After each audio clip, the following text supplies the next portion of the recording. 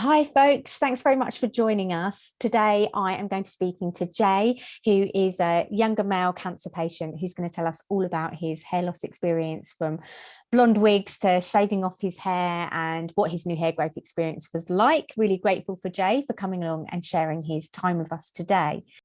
Hi, Jay. Hi, Jasmin. How are you? I'm okay, thanks. Yourself? Yeah, good, thank you. I love your pink that you've got on. Oh, it's my normal colours here. Good colour on you. Mm. How are you this morning? I'm fine, thanks. Yeah, yourself? Yeah, I'm good, thank you. So thanks very much for, sorry, something just popped up on my computer. We'll just get rid of that. Okay, so first of all, let's start up by Jay, tell us where you are this morning, what you've been up to already. Well, where I am. So, currently just staying at my parents' house because following the cancer treatment, I moved back home. Yeah. But yeah, things have improved a lot since then. I've been cleared of cancer, so it's just routine follow-ups. This morning, yeah, I haven't really sort of done much, just waited for this meeting. I thought I'd brush my hair, which is something that I haven't done for a year because I didn't have any, which is obviously a novel thing. You know what I mean? You go through this initial period like, oh no, I'm going to lose my hair. And then you lose your hair. And then you're like, I don't have any hair, that's fine. You don't have to worry about combing it in the morning. And then it grows back and you're like, oh yeah, I have to do that combing, brushing thing that I never did before. So yeah, so here we are. Thank you. So you've done a bit of styling this morning, especially for us. We appreciate that. Yeah. Thank you. It's great. And your hair's looking great now. So some people might be watching this on a video. We might turn it into a podcast. So bear with us, folks, when you're listening. This is a bit of an experiment and Jay is helping us with this. So if people are listening on a podcast, I'm just going to describe your hair, because what I'm looking at now is a really full, quite fabulous head of hair, really, you know, dark hair. I'm going to say Asian. What is your cultural background and heritage? Asian, yeah, that's right. Yeah, it is Asian. Yeah, that's right. And is that Indian or Pakistani, or what is your cultural background? Cultural background? Oh, I'm Indian, yeah. Indian, yeah. Okay. So yeah, I'm half Indian as well, and most of the time us Indians do have the luxury of having good genetic hair circumstances, don't we? Certainly when we're younger. Jay, just backtracking a little bit, how old were you when you were diagnosed, and what type of cancer were you diagnosed with? So it was only last year, actually. So it's 34. I was diagnosed with cancer, testicular cancer, stage 3. Well, I had some initial pains in the testicle area just a few weeks before, which was actually in 2020, the end of 2020. I was fully diagnosed in February. They thought they'd caught it early, but it then had moved into the body to the cancer, and that's when I had to undergo chemotherapy, the hair loss, and then in October I had surgery to remove my lymph nodes, and it's been a road of recovery since then, I guess. Yeah, wow. So you got diagnosed in lockdown, weren't you? Yeah, so that must have been further. There's just so much going on. It must have furthered the, I don't know if I want to say the concern. Is that the right thing to say? It was a complicated time to be going through something like that? Yeah, it was relatively complicated. I mean, I know that quite a lot of the health service was obviously heavily burdened with obviously the whole COVID, coronavirus situation, which meant that getting appointments was difficult, because most of the appointments you get are like telephone calls, which not really helpful. I mean, you can describe your pain, then only when you go in do they do checkups, and then because there's such a backlog queue of people getting to a specialist to diagnose and say this is the situation, it does take some time, but they were quite quick about it, so I'm grateful for that. Yeah, and I'm so glad that they were quick about it. That's really good to hear. Yeah. And so can you remember being told that you would lose your hair? Did a nurse or an oncologist tell you when they told you your treatment plan? Yeah, so when I went to, I was referred to a specialist hospital, and they said, obviously, because I had some pains in my back, and I just thought that's just an artifact of the surgery. That's what I was told by the GP. But he said, obviously, looking at your markers, the cancer's moved into the body. We need to get you on chemotherapy, and you will lose your hair. So back then, I did actually have a lot more hair than I had now. What my manager calls the footballer look, where now I have long hair and a hairband in, was my look back then. So it was going to be a shock going from, long voluminous hair, facial hair as well, to not having any hair, which was like quite a big jump. Yeah, absolutely. And were you given any, did they signpost you to Cancer Hair Care, or were you given any literature? Were you offered a wig referral? I wasn't offered a wig referral at the time. And I think obviously my prime concern there was obviously around the cancer itself. I mean, losing hair is an issue, considering I've had quite thick hair and voluminous hair for basically all my life. But for me, getting the cancer treatment was, the priority. It was a shock to lose the hair. And initially, actually, after my first chemo cycle, because sometimes they say, oh yeah, you might not lose your hair, you might be lucky. And I thought originally before that, the first chemo, I shaved my hair thin, so it didn't look like I ended up with sort of bits of tufts everywhere. I did sort of little style it out a bit by drawing some, shaving some lines in, because I thought, well, let's do something fun if it falls out. And then after my treatment, like 2 weeks after, I was like, oh, I'm lucky. I'm the lucky person. My hair hasn't fallen out. Then I went to have a shower and I just looked at the bathroom and I thought, okay, things are falling out. And then literally I could just like lightly pull my hair, then just tufts came out, which was like, okay, it's happening. Yeah, so that's a very common story that you've shared, that kind of 2 week after first chemo, and people, maybe. And actually part of the objective of us having these conversations is so we can share some technical information, because for most people that lose the hair after chemo, the hair loss doesn't start for 10 to 14 days after the first chemo, unless someone's having a cold cap. Would you have been interested in the method of scalp cooling or a cold cap if it could have been offered to you? That's a way of reducing hair loss. Yeah, I would have considered it as an option. I mean, because obviously losing the hair, because obviously they say there's an uncertainty, it might grow back, it might not. Had I known that option was available at the time, because researching that hair loss at the time wasn't obviously my immediate focus. But had I been offered it, I would have accepted it. And when I went for treatment, they did have people with that hair loss caps on, but I was much further into the treatment before I saw that. Did you see any men with it on? I didn't see any men with it on at the time. I only saw sort of 2 other guys in that particular room that I was with.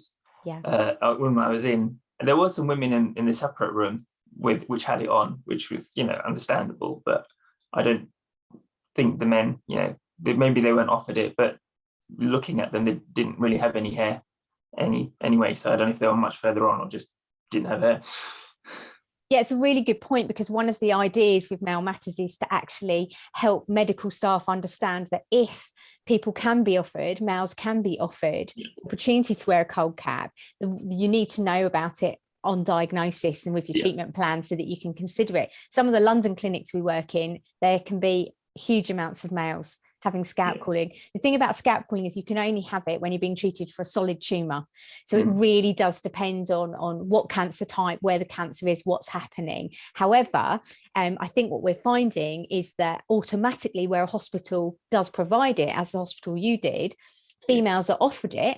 If it's not compatible, like they have a blood cancer, then they're told why they're not being offered it. So they're not sitting there, as you described, watching other people have this option and they wonder why they haven't been offered it. So I think one of our messages to our wonderful oncology teams and NHS staff is, please do talk about scalp cooling. Why that would be helpful, definitely. May or may not be offered to a male. What are your pronouns? Do you go by he, him, male?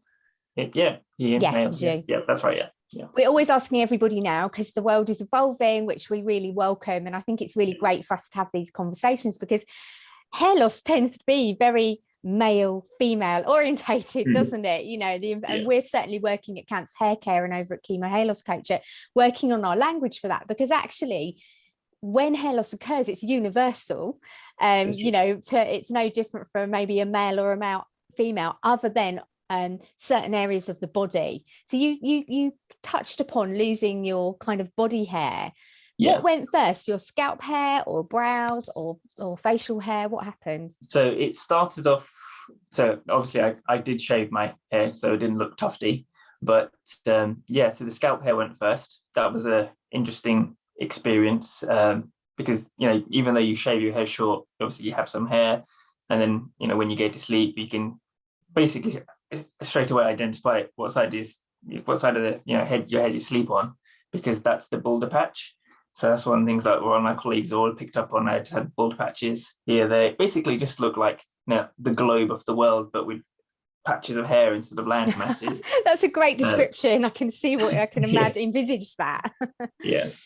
And then the eyebrows stayed for some time. The facial hair did gradually start coming off again, tufty bits here and there. Then much further on into the cycles, the eyebrows did start becoming faint, and then they eventually disappeared. And then you get to a stage where when you look in the mirror, you really just don't recognize yourself anymore, because you don't realize how much your hair helps sort of define your features.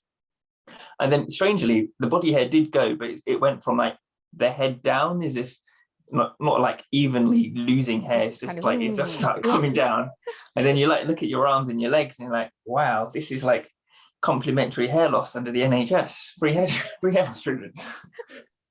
Yeah, there's some areas of the body it can be quite nice to experience the silkiness of what it is to be hair free.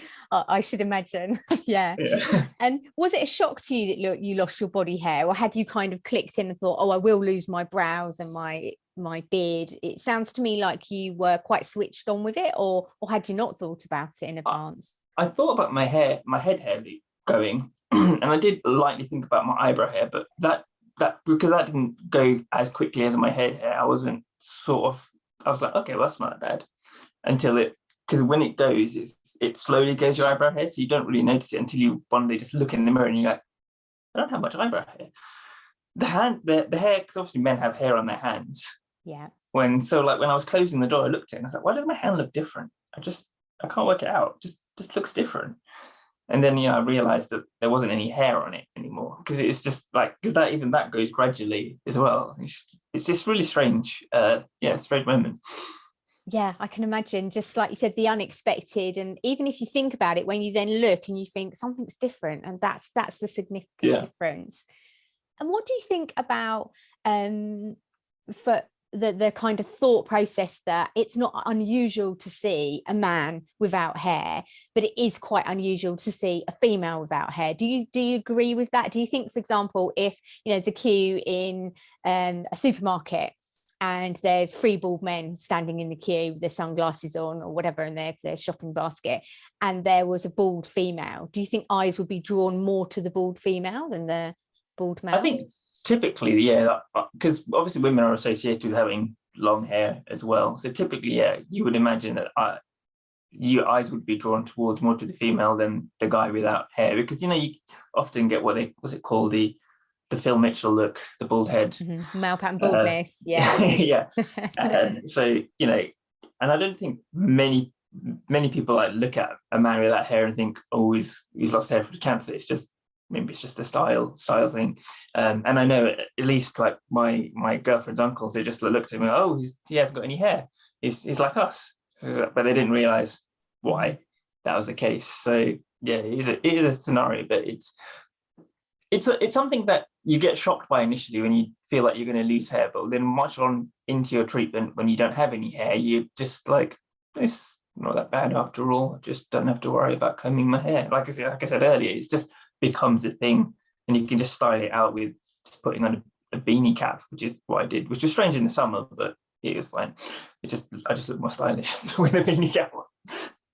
Yeah, so that was your thing, wearing kind of like a beanie. Yeah. And I suppose the difference, because a lot of guys say to me, especially on this project we've been talking about, I think one of the big differences when a guy is hair free, you know, maybe they've got male pattern baldness, maybe it's just a short haircut. By choice, that's one thing. But actually, when a male is going through cancer treatment, it's the brows and the facial hair and the lashes. And a lot of men have said, God, they really weren't prepared for that. And actually, they realised that's the thing that made them look or felt like they looked like they were having treatment, because it wasn't just the hair here, it was everywhere. What do you think about that? Do you think there's a sense that actually, did Yeah. you feel like you got double looks from people? Or because I'm thinking you're quite young, and I'm thinking, you know, you're obviously a stylish man, you've got, you know, it's clear you've got a style going on, and I'm wondering, do you think anyone ever looked at you and thought possibly you're having cancer treatment, or do you think that never occurred? I don't think anybody, well, anybody like a stranger, random person walking the street, I don't think they recognized I had cancer treatment. I mean, it probably helped the fact that, you know, during that lockdown period, you just walk around wearing a mask on your face. Yes, of course. Yeah. But, you know, hair loss wise, not really, not with the beanie cap on. I mean, yeah, I did have facial hair, which came off, but, you know, for some people, you know, having like the beard is like the male grr look. And I did have that before, but then I just had to sort of accept that it's not on and just try and style it out some other way, i.e. the beanie cap. Yeah, I hear that. And so you told us earlier that you had, you know, a bit of sort of some stylish kind of lines going on and stuff like that. Did you do that? Did you get a barber to do it? What happened? So yeah, so when I shaved it off, because I had long hair, I actually had some initial problem with the clippers struggling to cut my hair. Getting stuck. So I just getting stuck, and then so I had to do several times just by myself, just cutting it off. And then I thought, okay, let's do something fun. I mean, if it's going to fall out, it's going to fall out. If it grows back, then never mind. So I just used them, like the beard trimmers that you get, and just shaved some lines in my hair. It looked a bit weird. It's like something I would have done when I was much younger, but I thought, I don't care. I'm just going to do it. I think that's a great tip as well for other people, you know, for males of all age, you know, and actually females, everybody, you know, if you're going to shave it off, you could just for a moment have some fun with it. I've had a couple of people that have had things like they've just, you know, it's been before treatment and they've cut it all off and then coloured it bright red or bright pink or just something they would never do, just for the fun of it, actually. Why not? It's a great idea. So would you say that there was a moment at all when you felt emotional about losing your hair? Did it have any kind of impact on you in that way, or were you able to just take it as it comes? It was a little bit emotional, because I know that some of my hair has been quite a defining feature of me, because it's thick. And I know that there's lots of people like, oh, I really like your hair, it's really thick. And they say like they recognize me from my eyebrows, because apparently they're sort of different. But, you know, it was a little bit, you know, unnerving that I was going to lose it, but I thought I have to rely on my personality to bring out me instead of the way I look. Because obviously looks are one thing, but they grow over time anyway. But it is shocking that you're going to have to rely on something else to make your defining feature. So it was a bit worrying, yeah. And what about, you know, you mentioned your partner earlier and family. What was their reaction like? Well, to the hair loss itself, so my parents, well, we took pictures together with me with full hair, like how I normally looked, full hair, beard, and then it came off. They sort of, but my parents, you know, fully happily accepted it. Not that my girlfriend didn't. Well, we'll talk about parents first. And then obviously as the hair loss progressed and the patches, the globe-shaped head patches, continued to disappear. Like when I was asleep, my mum used to come take pictures, like a little bio of my hairless hair loss journey, and I hadn't a clue because I was just asleep. And my girlfriend was fully accepting of it. I mean, our relationship started very early in my cancer treatment, so we hadn't been together for that long. She'd seen me with like full hair. She basically seen, you know, all hairstyles, Jade, like full hair, bald, hair growing back. It's like, she's got the whole library of hairstyles. Wow. Yeah. Wow. Quite early on in a relationship, that's a lot, isn't it? That's very interesting. You have to share some pictures with us, Jay, that maybe we can put on the website so people can have a look at your hair journey. Because you said earlier, you know, that your boss had said to you had a kind of like a footballer hairstyle, and you wore it in a kind of ponytail.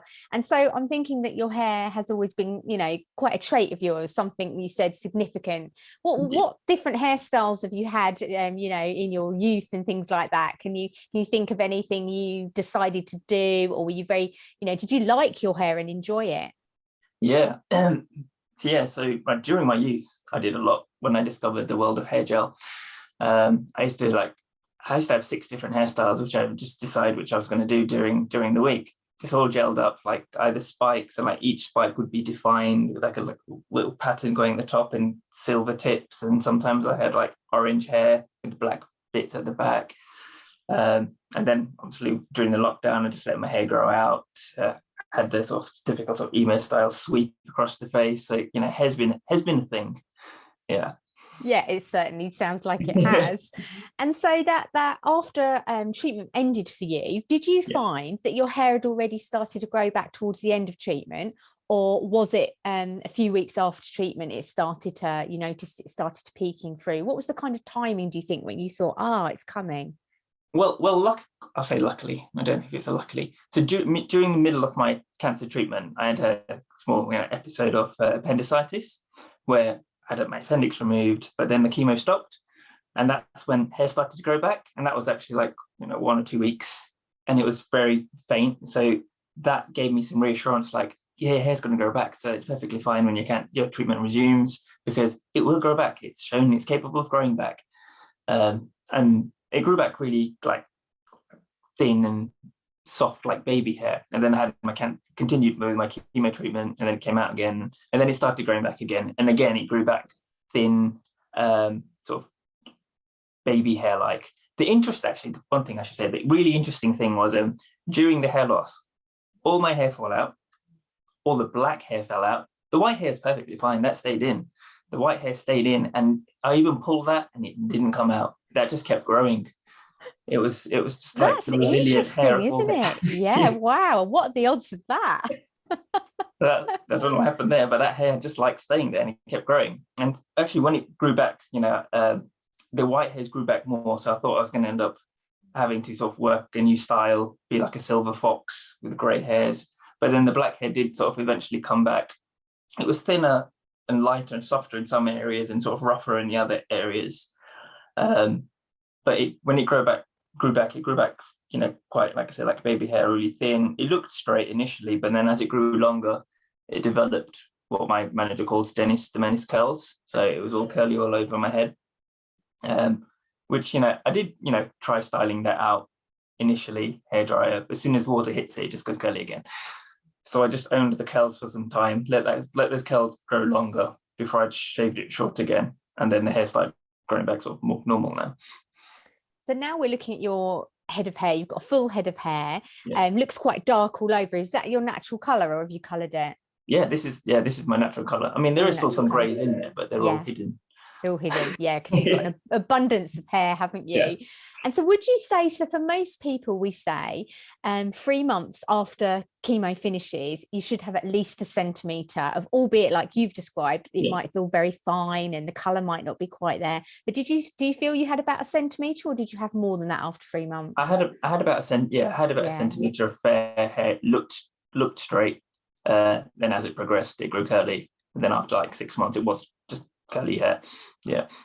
And now it looks quite straight. Is that because you've styled it, or has it just gone back to a straighter form now? So yes, so after the 6 month period, I had my hair cut, and then it grew back normally, the normal sort of straight with a slight wave as it normally was before. Yeah. Okay. So for you now, do you feel like you've got your hair back very similar to how it was before cancer treatment? Yes. Yeah. Yeah. And definitely. You're a young man. I mean, earlier you did talk about that sometimes people say, your hair might not grow back properly afterwards. And I think one of the complexities for a lot of males is that they could be going into male pattern baldness, depending on their age, alongside recovering from the cancer treatment, because probably around 50% of males in the UK by the age of kind of 45 to 50 will have male pattern baldness. It's a high number of people, isn't it, that go into that.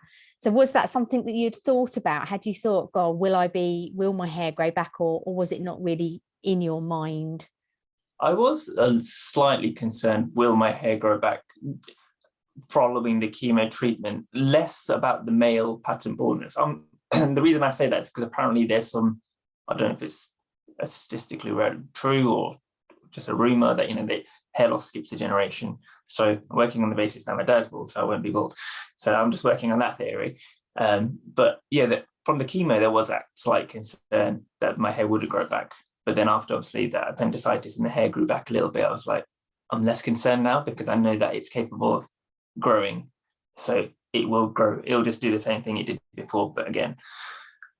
Yeah, that's a really interesting benefit of having appendicitis, isn't it? Yeah. that actually you were able to see, there's, that my hair can grow back, and so there's that possibility. So it's obviously, on some level it's important, it's something that's on your mind, and quite rightly so, because it's all part and parcel of cancer diagnosis and treatment, isn't it? Yeah. Obviously I wouldn't recommend getting appendicitis to assess that. But, no, not nice during, and I hear you had to pause your chemo because being treated for appendicitis, and so we're glad that that's all finished now, and that you're well as a result of that. We hope you're on the road to recovery. So when it comes to tips for other males, would you say that you're pleased that you took that decision to cut your hair off before it started falling out? Was that important to you? I would say yes, because in my mind, I would have thought it would have looked like you've either had a fight with the lawnmower, or there was something was happening if you had long hair and then there was tufts falling out. Plus, then you have the also requirement of then mopping up these tufts randomly in your bedroom when they come out. So I figured let's just shave it off and try and just own having short hair. Try and own the situation as much as I can, which is, it's completely out of my control, but I can try and work with it as best as I can. And did you have any pain or discomfort when you described, actually you realised, although you'd shaved your hair short, you were ready, but that period of time when it was actually coming out and your kind of globe appeared in your head, as you described, was that sensitive or painful, or did you not feel anything? It wasn't sensitive or painful. It was, the skin underneath the scalp, that was really strange. It's like from having hair but not having dandruff to the skin under your hair feeling more dandruffy and flaky but oily at the same time, but it flakes off when you scratch it with your nails. It's a really weird, oily, flaky, dandruffy texture, which I never experienced ever, which was really worrying. Well, I say worrying, but it's like when you have a wash, it's just the oil, because it's just oily, but you have no hair. It's just like, what's going on? I don't really get it. But that I sort of managed that by just washing my hair with wet flannel. Obviously, I don't need shampoo because I don't have any hair. But wet flannel, standard washing up products, and just using that very light abrasive action just to try and get rid of the oily, flaky bits in your nails sensation. And that's great, because that's exactly what we'd recommend, because what can happen is when we've got hair, we have about an average of 120,000 individual hair follicles producing each hair, and each one has sebum connected to it, which is an oil. And what can happen is when the hair's not there, the oil can still be being produced, but there's no hair for it to fall down. So as you've described, you can get these kind of chunky skin layers, very oily but also flaky skin. So you think, gosh, well, it's not, is it dry? But then again, it's really oily. So it's exactly what we recommend, a wet flannel. Something that can be really good if other people are listening, just a quick tip here, is using a tea tree based product. So we hear about tea tree when you have teenagers, perhaps for spotty skin, but it's great on the scalp. So you can get a tea tree face wash. And it's interesting that you mentioned, often people think, well, I haven't got hair, I won't use shampoo. But actually some shampoos can just be great to clean the scalp with. So that can be helpful. But glad to hear that you found your own regime. Had I known that what you just said, that would have been super helpful at the time. It was more a case of a trial and error. And that's it. You know what, you've just really hit the nail on the head why we're doing all of this work, because actually we hear from males a lot these small tips. I was speaking to somebody that was telling me that I think they were under 20 when they were diagnosed with cancer, and nobody talked to them about their hair loss, and he put tape all the way around his head so that in the morning all the loose hairs wouldn't be on his pillow, and he untaped it to take all the loose hairs off, and somebody just could have clipped that hair off for him, but he didn't realize. So I think this is the thing. I think there can be a perception that you're a guy, you'll just deal with it, and if you're a female, there's a whole load of preparation. We regularly meet with 50 women at a time on Zoom talking about how to cleanse and look after the scalp. So I'm really grateful you mentioned that, because it feels like we can put some tips down for guys as well and make sure they know what they can do. So now you're sitting here with your full head of hair, and I think you came into our studio, didn't you? Was it Michelle, one of my colleagues, cut your hair for you? Yeah, that's right. Yeah.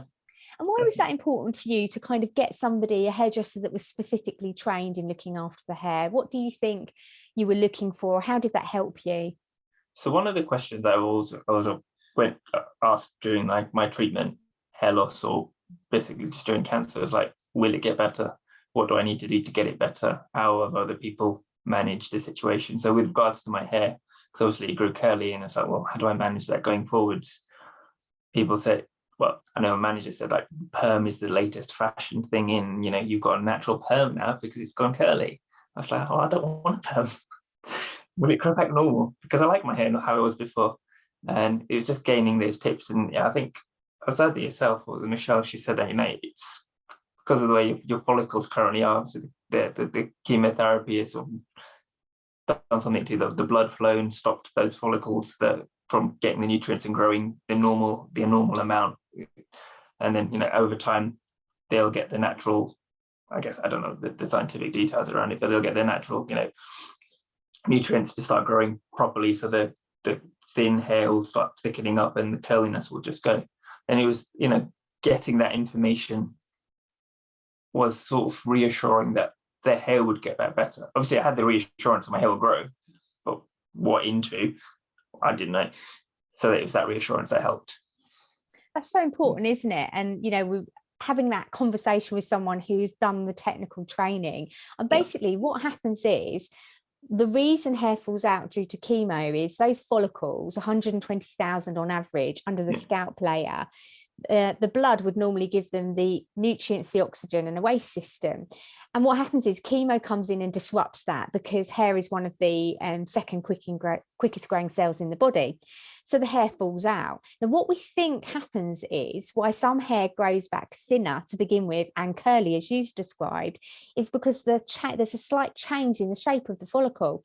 So if you've naturally got straight hair, your hair grows out of kind of like a bulb-shaped cylinder, like a penne pasta or a toilet roll.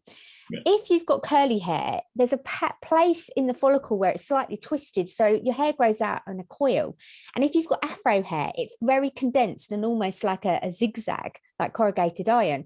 And the theory is that during chemo, because it's denied the nutrients and oxygen and so on, some follicles slightly collapse that would have been a cylinder before. So when the new hair grows through, first of all, it is finer, because it's waiting to get all the nutrients and everything back in it. But also it can be slightly curly, because if the follicle is collapsed, it will be slightly twisted, and thus the curly hair grows. And what we find is after 18 months, for a lot of people that had straight hair before, the hair with the weight, for example, in the length, and naturally it just starts to grow straighter. So it'll be really fascinating to see what happens with your hair and if it does indeed come back straighter. Have you got any ambitions to grow your hair longer again and get that ponytail back? What will your manager have to say about that? Your manager has a lot to say about your hair. I know. So my manager and my colleagues, when I had my hair loss, they decided to buy me a wig, a blonde wig, which I wore during some chemos when I was on video chats with them, just to break the day off. Have you still got that wig? I'm feeling like we have to have a picture of you in that wig to go with your photo story. Definitely got it. Yeah, we'd love to see it. And so, are you growing? Do you think you'll grow your hair longer again, or do you think you'll keep it this length? What do you think? I just leave my hair to grow until it gets long that I can't manage it anymore, and then I get it cut. So I'll leave it I just leave it to grow. I don't mind it being long, but yeah. And although, we've talked in jest about your manager sending you, a wig to have some fun with, were you offered a wig referral? Oh, I wasn't offered a wig referral. Yeah, it wasn't on my priority list. I mean, it could have been, but wearing a wig, and if it falls off, then it's just hassle just to manage that. So I just left it off. Yeah. Do you think that men should be offered, though, the opportunity? I think, that the option should be available. Without the option, you can't think yes or no. I mean, you might already be straight with the mindset, yes, you want it, or no, you don't want it. But the offer, having the offer is a good thing. Yeah. Yeah, we would agree, and we'd say a lot of men have fed back to us and said, actually, if scalp cooling is appropriate, they want to be offered it, and if Yeah. it's not, they want to be told, actually, we're not offering it to you because it's not suitable. Yeah. That a wig referral should be offered to everyone, even if it's no thank you, then it can be given. And thirdly, we'd like to see all males, you know, be signposts to cancer hair care. So if they want support, then they if they've got any questions, like we're talking about how you look after your scalp, you know, questions like that about new hair growth, that's what we're here to support. Is there anything else that you think should be available in terms of hair care and hair loss for men? Do you think it would be really nice if more barbers and hairdressers were trained? What do you think? I think, yeah, because I always reached out to Cancer Hair Care because I wanted advice about hair growth following cancer. And surprisingly, there's a lot, well, there might be some out there, but it's not advertised. So you can't get advice from people on what do I do in this scenario? And it's nice to get advice from people who have worked with other customers, I say customers or patients who've had cancer and lost their hair. Because one thing that I discovered during the cancer treatment, as much as you can get literature from doctors about this is what's going to happen, these are the side effects, XYZ, talking to people who have it is a lot more informative because they've been through the experience and they can pass on tips because they've been there. It's not just like, this is what you could do. It's like, this is what I tried. So you're like, well, it worked for him. Let me have a go at that. And then you pass that on, and that's really helpful. Yeah, well said. And that beautifully brings us towards the end of this interview, because you've shared your journey with us, which we're really grateful for. And, we've managed to give a few tips as well, some technical tips. We talked about cleansing the scalp and things like that. And of course, over at Cancer Hair Care, there's loads of tips for males and females in all elements of hair loss and new hair growth. So just to finish us off, Jay, I often ask people if there was a piece of music that kind of lifted you up. We're thinking of putting together a playlist so that people can go and have a listen. Is there something that is your kind of dance around the kitchen or your kind of go-to piece of music that you listen to that just lifts your mood? During chemo, or this is where I don't know the name of the song and I don't have it to sing it. There was a song, an old one. I think, is it Mr. Blue Sky? The sun is shining everywhere. There ain't no clouds to divide. Yeah, that one. Yeah. If anyone's listening, they either do know that tune and joined in, or they think, no, you two are not. Yeah, yeah, I know that song. Yeah, lovely. And so that was something that kind of jollied you up. Yeah, that lightened. It felt like there was a light at the end of the tunnel when I listened to that song. Yeah. Oh, Jay, thanks so much. It's been a real pleasure chatting with you. And I know you've kindly said you will come and join us at some of our Young Male Matters workshops and workshop for men. And I think that would be really lovely for others to hear your experience. You articulate it so well. And thanks very much for sharing it with us. Yeah, no problem. Anytime. Yeah.